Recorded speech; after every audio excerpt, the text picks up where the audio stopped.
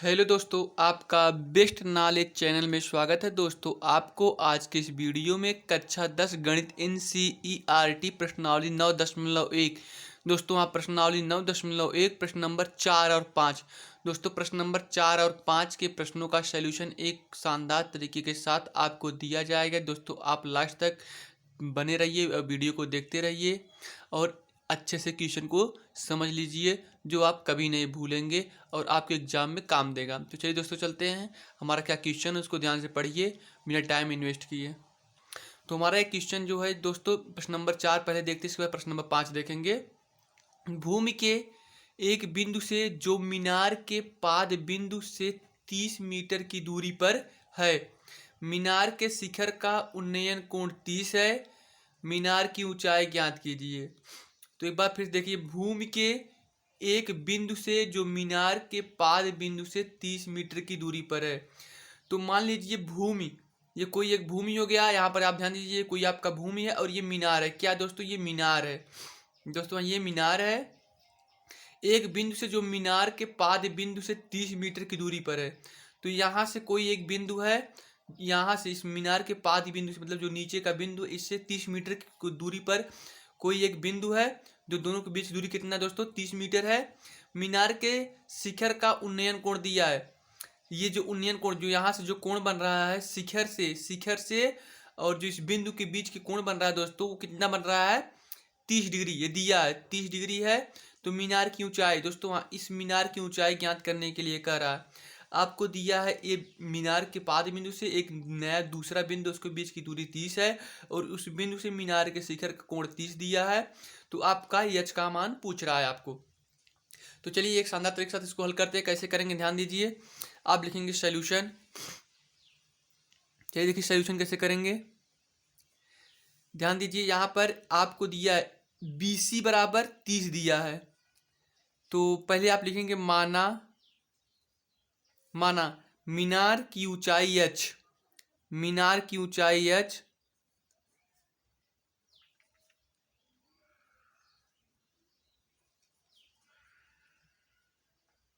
h metre है।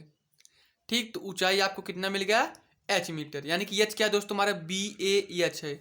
तो यानी कि BA बराबर h है और CB यानी कि BC बराबर कितना दिया है, 30 मीटर। BC बराबर 30 मीटर दिया है। तो आप लिखेंगे BC बराबर 30 मीटर। आई होप इतना समझ में आया होगा।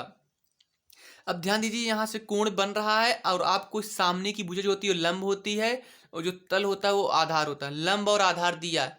तो लंब और आधार आप याद करेंगे कि किन कोणों में लंब और आधार आते हैं। तो इससे पहले हम आपको एक फिर फार्मूला बताने वाले हैं, बार बार बताते हैं, लाल बटे कक्का। तो लाल बटे कक्का से दोस्तों लंब और आधार किसमें मिल रहा है, लंब और आधार दोस्तों ये लास्ट वाले में। तो लास्ट वाला जो होता है वो tan होता है। क्या होता है दोस्तों, tan होता है। तो आप tan वाला फार्मूला लगाएंगे। आप यहाँ पर tan वाला फार्मूला कहेंगे कि क्या लिखेंगे, tan थीटा बराबर ये लंब, लंब दोस्तों AB है, AB। तो आप लिखेंगे AB बटे आधार BC है, तो BC करेंगे। तो आप यहाँ से लिख सकते हैं त्रिभुज ABC से, तो त्रिभुज ABC से आप कर रहे हैं tan थीटा बराबर AB बटे BC। तो tan ऐसे लिखेंगे, थीटा जो दिया है कोण 30 डिग्री दिया है दोस्तों, थीटा बराबर 30 डिग्री है। तो आप थीटा के स्थान पे 30 रखेंगे। AB आपका कितना दोस्तों, AB आपको h माने हैं। यहाँ पर देखिए AB h माने हैं, अभी ये तो h लिखेंगे बटे BC जो है आप 30 माने हैं तो 30 लिखेंगे। आई होप इतना समझ में आया होगा। चलिए अब आगे चलिए देखते हैं कैसे करते हैं। तो यहाँ पर देखिए tan 30 अंश का मान दोस्तों, tan 30 अंश का मान 1/3 होता है दोस्तों। tan 30 अंश का मान 1/3 होता है और बराबर h/30 तो आप क्या करेंगे, 30 का 1 में मल्टीप्लाई दोस्तों, क्रॉस मल्टीप्लाई इसमें करते हैं। तो 30 से करना 30/3 बराबर h। तो आप क्या करेंगे दोस्तों, प्रमेयीकरण करेंगे। क्या करेंगे, प्रमेयीकरण करेंगे। तो आप लिखेंगे प्रमेयीकरण करने पर, प्रमेयीकरण करने पर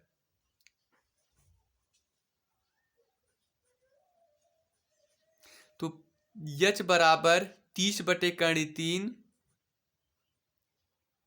तो दोस्तों प्रमेयीकरण हम इसलिए करते हैं, जो नीचे का कर्ण होता है नीचे के कर्ण हटाने के लिए करते हैं। तो ये नीचे कर्ण 3 है तो कर्ण 3 से ऊपर नीचे गुणा कर देंगे, तो प्रमेयीकरण इसका इसी को बोलते हैं। तो यहाँ पर देखिए 30 में कर्ण 3 का गुणा करेंगे तो हमारा ये 30 कर्ण 3 हो जाएगा, बटे कर्ण 3 में कर्ण 3 का गुणा करेंगे तो कर्णी हट जाता है दोस्तों। हाँ, दो कर्णी होने के बाद कर्णी हट जाता है। दो अगर सेम संख्या कर्णी में रहेंगे तो कर्णी कर्णी हट जाता है। तो यहाँ पर 3 दहा 30, 10 कर्णी 3 आ गया। क्या आ गया दोस्तों? 10 कर्णी 3। आपका ऊंचाई 10 कर्णी 3 मीटर आ गया। यच का मान पूछ रहा था तो आपका आंसर आ गया।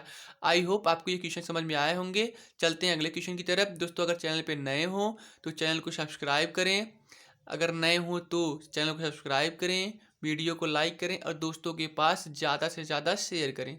तो चलिए चलते हैं अपने अगले क्वेश्चन में। चलिए दोस्तों चलते हैं अगले क्वेश्चन पे। प्रश्न नंबर 5 क्या है? भूमि से 60 मीटर की ऊंचाई पर एक पतंग उड़ रही है। पतंग में लगी डोरी को अस्थायी रूप से भूमि से किसी एक बिंदु से बांध दिया गया है। तो मान लीजिए यहाँ पर आपका कोई पतंग है। क्या दोस्तों? यहाँ पर आपका कोई पतंग है और पतंग जो है वो आपका यहाँ से बंधा हुआ है और इस पतंग की भूमि से ऊंचाई जो है कितना दोस्तों? 60 मीटर है। तो भूमि से ऊंचाई 60 मीटर है तो यहाँ पर 60 मीटर लिख लीजिए। भूमि से किसी एक बिंदु से डोरी को अस्थायी रूप से भूमि से एक बिंदु से बांध दिया गया है। तो यहाँ पर कहीं पर एक बिंदु से डोरी को क्या किया है? बांध दिया गया। ये डोरी है, पतंग में लगी ये डोरी है और यहीं पर कहीं पर ये बांध दिया गया है, बिंदु सी पर बांध दिया गया है। भूमि के साथ डोरी का झुकाव 60 डिग्री। जो भूमि के साथ जो दोस्तों ये भूमि है, डोरी का झुकाव ये जो है ये कितना है? 60 डिग्री है। तो झुकाव 60 डिग्री है तो यह मानकर कि डोरी में कोई ढील नहीं है, यानी कि डोरी जो है दोस्तों बिल्कुल तरह से टाइट है, कोई ढीला नहीं है। डोरी की लंबाई ज्ञात कीजिए। दोस्तों हाँ, इस लंबाई को, डोरी की लंबाई को ज्ञात करने के लिए कर रहा है। तो हमने माना डोरी की लंबाई क्या है दोस्तों? यक्स है। तो ध्यान दीजिए, आप लिखेंगे सॉल्यूशन में, माना डोरी की लंबाई यक्स, माना डोरी की लंबाई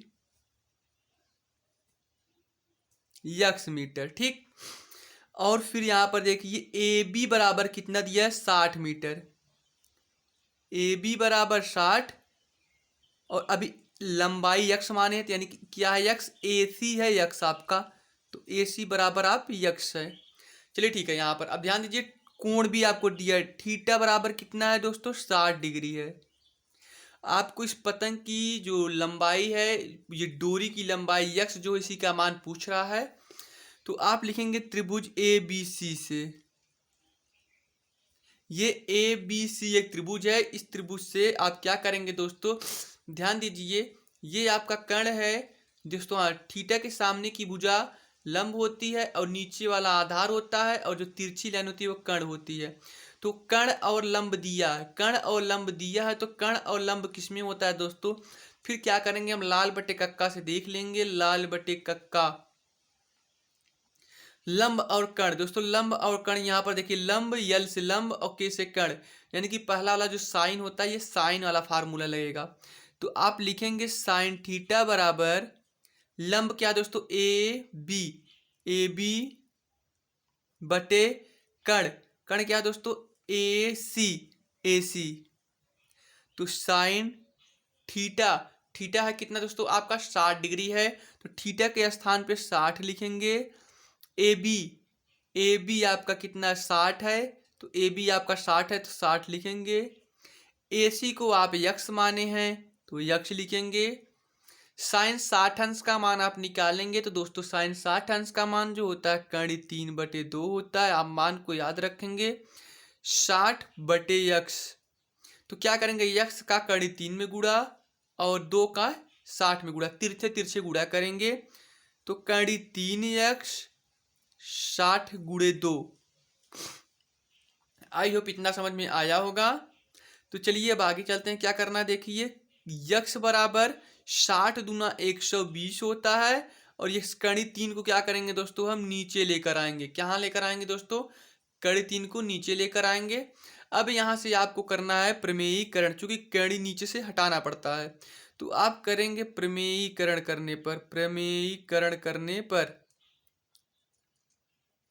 तो आप प्रमेयीकरण करने पर जब करेंगे तो यक्ष बराबर आपको यही लिखना पड़ेगा 120 बटे कड़ी 3। तो कड़ी 3 से हम ऊपर नीचे क्या करेंगे दोस्तों, गुणा करेंगे। तो 120 में कड़ी 3 का जब गुणा करेंगे तो 120 कड़ी 3 हो जाएगा। इस कड़ी 3 में कड़ी 3 का गुणा करेंगे तो कड़ी 2 रहने के बाद कड़ी हट जाता है। तो यहाँ पर देखेंगे, इसको काटेंगे तो 3 चौक 12 हो जाएगा, 0 ऐसे उतारेंगे तो यानी कि 40 हो जाएगा। 40 तीन 120 होता है। अब कड़ी 3 ऐसे आप लिख लेंगे। तो डोरी की लंबाई जो है 40 कड़ी 3 है मीटर में। आई होप आपको ये भी क्वेश्चन आसानी से अच्छे तरीके से समझ में आया होगा। तो दोस्तों क्वेश्चन समझ में आया होगा, चैनल को सब्सक्राइब करिए, वीडियो को शेयर करिए। तो दोस्तों मिलते हैं अगली वीडियो में, तब तक के लिए धन्यवाद।